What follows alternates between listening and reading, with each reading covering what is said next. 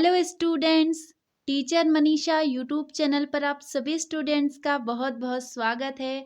मैं आशा करती हूँ आप सभी लोग बहुत अच्छे होंगे और अच्छे से अपनी स्टडी भी कर रहे होंगे।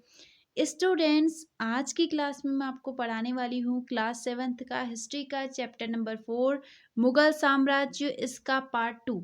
इससे पहले वाली क्लास में हमने पार्ट 1 पढ़ा था, तो आज की क्लास को हम उसी क्लास के रिवीजन के साथ स्टार्ट करेंगे स्टूडेंट्स। तो स्टूडेंट्स, कल हमने 3 पॉइंट तो कवर कर लिए थे। सबसे पहला पॉइंट था मुगल कौन थे। तो स्टूडेंट्स, मुगल माता की ओर से वे चंगेज खान के वंशज थे और पिता की ओर से वे तैमूर के वंशज थे, लेकिन वो अपने आप को तैमूर के वंशज होने पर ज़्यादा गर्व का अनुभव करते थे। सेकेंड पॉइंट में हमने देखा मुगल सैन्य अभियान। मुगल सैन्य अभियान किस तरीके से 1526 में दिल्ली के सुल्तान इब्राहिम लोदी को पानीपत में हराकर दिल्ली और आगरा पर कब्जा कर लिया था बाबर ने। तो उसके बाद थर्ड पॉइंट में हमने देखा था मुगलों के अन्य शासकों के साथ संबंध। अनेकों मुगल घराने में अपनी अनेकों राजपूत मुगल घराने में अपनी पुत्रियों के विवाह करके उच्च पद प्राप्त करते थे, लेकिन कई राजपूतों ने इसका विरोध भी किया था। तो आज की क्लास में हम फोर्थ पॉइंट से स्टार्ट करेंगे, जिसका नाम है मनसबदार और जागीरदार। तो मनसबदार किसे कहते हैं? मनसबदार ऐसे लोग होते हैं जिन्हें कोई मनसब यानी कोई सरकारी हैसियत अथवा पद मिलता था, यानी कि कोई राजा की तरफ से, शासक की तरफ से कोई प्रशासनिक पद जिस व्यक्ति को मिलता था वो मनसबदार कहलाता था।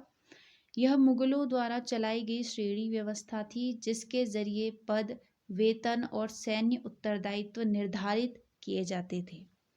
तो स्टूडेंट्स, यह श्रेणी व्यवस्था कहलाती थी। मनसबदार अपना वेतन राजस्व एकत्रित करने वाली भूमि यानी जागीर के रूप में पाते थे। मनसबदारों को वेतन के बदले में भूमि दी जाती थी, जागीर दी जाती थी। मनसबदार मुक्तियों से भिन्न अपने जागीरों पर नहीं रहते थे। मुक्ति लोग अपनी जागीरों पर रहते थे और कर वसूली करते थे, परंतु मनसबदार अपनी जागीरों पर नहीं रहते थे और ना ही उन पर प्रशासन करते थे, ना ही उन जागीरों पर कर वसूलना है या फिर वहाँ पर काम करवाना है, तो कुछ काम नहीं करवाते थे अपनी जागीरों पर। उनके नौकर उनके लिए राजस्व इकट्ठा करते थे। तो मतलब मनसबदार एक प्रशासनिक अधिकारी की तरह होता था स्टूडेंट्स, जिसके पास वेतन के बदले में उसको एक भूमि दी जा रही है जिसको जागीर कह दिया जाता है, और जागीर पर वह खुद कर वसूल नहीं करता है, अपने नौकरों से कर वसूली करवाता है, राजस्व इकट्ठा करवाता है और राजा को देता था। तो इस तरीके की यह व्यवस्था थी। जागीरदार क्या था? जागीरदार राज्य के वे अधिकारी या सामंत होते थे जिन्हें नकद वेतन के बदले किसी निश्चित क्षेत्र से भू राजस्व कर वसूलने का अधिकार दिया जाता था। तो जागीरदार और मनसबदार में कुछ ज़्यादा अंतर तो है नहीं, पर जागीरदार सामंत होते थे जिन्हें वेतन के बदले में भू क्षेत्र दिया जाता था और उससे उन्हें स्वयं राजस्व वसूल कर शासक को देना होता था। और मनसबदार राजस्व वसूली स्वयं नहीं करते थे, उनके नौकर उनके लिए राजस्व इकट्ठा करते थे। तो यह इस तरीके की व्यवस्था थी। उसके बाद स्टूडेंट्स, अब हमें पढ़ना है मैप। मैप में हमें क्या दर्शाना है? आज के मैप में निम्नलिखित मानचित्र में अकबर के शासन 1605 में अकबर का जब शासन था तो उसके शासन वाले प्रमुख क्षेत्रों को दर्शाइए। अकबर के शासन के प्रमुख क्षेत्र हमें दर्शाने हैं। तो स्टूडेंट्स, हम दर्शाते हैं इस मैप में। सबसे पहले हम देखते हैं यहाँ पर काबुल, कांधार, श्रीनगर, कश्मीर 1586, लाहौर, पंजाब में ही लाहौर है, पानीपत, दिल्ली, मथुरा, आगरा, फतेहपुर सीकरी, अंबर, अजमेर, चित्तौड़, रणथंभौर, इलाहाबाद, पटना, बंगाल, गोंडवाना, उड़ीसा और इम्पोर्टेंट गोलकुंडा, बीजापुर, अहमदनगर, बरार। तो स्टूडेंट्स गुजरात भी है। स्टूडेंट्स मैं आपको ये सारे क्षेत्र बता रही हूँ जहाँ पर 1605 में अकबर ने शासन किया था। उसी के साथ ही एक क्षेत्र को देखकर मुझे कुछ याद आ गया स्टूडेंट्स। यह जो गोलकुंडा क्षेत्र है जहाँ पर अकबर का शासनकाल था, एक बार क्या हुआ कि इस गोलकुंडा क्षेत्र का भारत के मानचित्र में गोलकुंडा क्षेत्र को दर्शाइए, इस तरीके का मेरे एग्जाम में क्वेश्चन आया था स्टूडेंट्स। तो मैंने इस गोलकुंडा क्षेत्र को दर्शा दिया था उत्तराखंड राज्य में, जबकि ये तेलंगाना राज्य में स्थित है।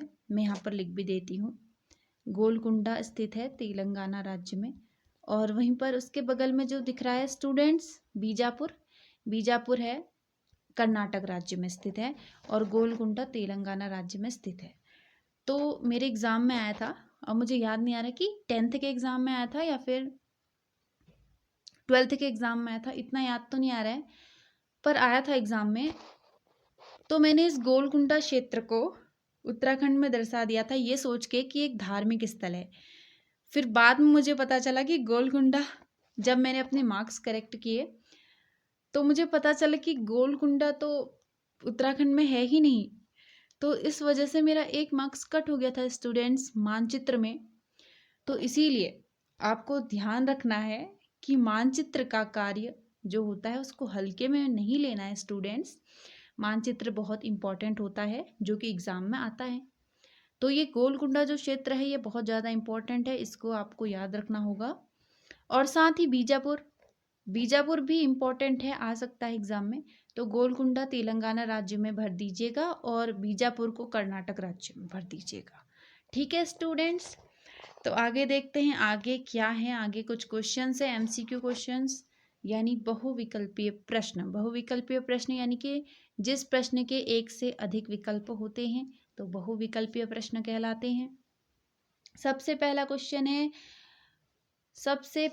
क्वेश्चन है मुगल स्वयं को मंगोल की अपेक्षा किसका वंशज कहलवाना पसंद करते थे? वो अपने आप को मंगोल, तो सबसे पहला ऑप्शन है चंगेज खान। क्या वे चंगेज खान का वंशज कहलवाना पसंद करते थे? क्या वे तैमूर का वंशज कहलवाना पसंद करते थे? क्या वे बाबर के वंशज कहलवाना पसंद करते थे? क्या वे अकबर के वंशज कहलवाना पसंद करते थे स्टूडेंट्स? तो इसका करेक्ट आंसर है students option number B, Timur के वंशज कहलवाना मंगोल पसंद करते थे। सॉरी, मुगल स्वयं को तैमूर का वंशज कहलवाना पसंद करते थे। उसके बाद सेकंड क्वेश्चन है बाबर ने भारत में मुगल शासन किस वर्ष में स्थापित किया था? तो बाबर ने भारत में मुगल शासन क्या 1527 में स्थापित किया था? क्या 1529 में किया था? क्या 1528 में किया था या फिर 1526 में किया था? तो स्टूडेंट्स इसका करेक्ट आंसर है 1526, ऑप्शन नंबर डी। उसके बाद थर्ड क्वेश्चन है मुगल सम्राट बाबर ने प्रथम पानीपत युद्ध में किसे हराया था? स्टूडेंट्स क्या बाबर ने अकबर को हराया था? क्या इब्राहिम लोदी को हराया था? या राणा सांगा को हराया था? या हेमू को हराया था? तो स्टूडेंट इसका करेक्ट आंसर है option number B, Ibrahim Lodi को पानीपत के प्रथम युद्ध में सम्राट बाबर ने हराया था। उसके बाद फोर्थ क्वेश्चन है मुगल प्रशासन में मनसबदार का क्या अर्थ था? मनसबदार का अर्थ क्या जमींदार होता था, या फिर एक पद या श्रेणी, या फिर किसान, या फिर सेनापति? तो स्टूडेंट्स इसका आंसर आप मुझे कमेंट सेक्शन में ज़रूर बताइएगा कि मनसबदार का क्या अर्थ था। मैंने आपको पढ़ाया भी है, तो मुझे आशा है कि आपको यहाँ तक पूरा समझ में आ गया होगा स्टूडेंट्स। आपको फोर्थ पॉइंट में सिर्फ इतना याद रखना है, मनसबदार ऐसे लोग होते हैं जिन्हें कोई मनसब यानी सरकारी हैसियत अथवा पद मिलता है और ये इन्हें वेतन, अपना वेतन राजस्व एकत्रित करने वाली भूमि के रूप में ये पाते थे, लेकिन ये अपनी जागीरों पर नहीं रहते थे। इनके नौकर इनके लिए राजस्व इकट्ठा करते थे। जागीरदार कौन होते थे? वे सामंत होते थे जिन्हें भी नकद वेतन के बदले में भू राजस्व दिया जाता था, मतलब भूमि दी जाती थी, और ये स्वयं भू राजस्व वसूलने का अधिकार इनको था। भू राजस्व वसूल करके शासक को दे देते थे। तो ये इनमें डिफरेंस है। तो स्टूडेंट्स, आई होप आपको यहाँ तक समझ में आया होगा। मिलेंगे हम नेक्स्ट क्लास में नए चैप्टर के साथ। तब तक के लिए बाय बाय।